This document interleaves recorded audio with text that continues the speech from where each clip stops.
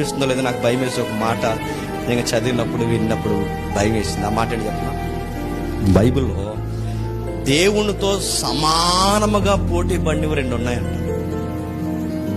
సాతాను పక్కన పెట్టండి.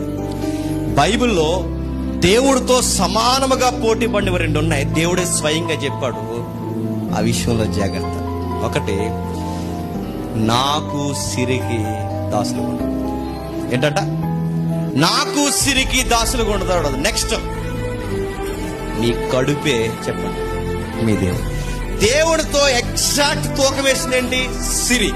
ఇప్పుడు దేవుడితో సరిగ్గా కొలతకి నిలబడింది ఎవరంట? కడుపు.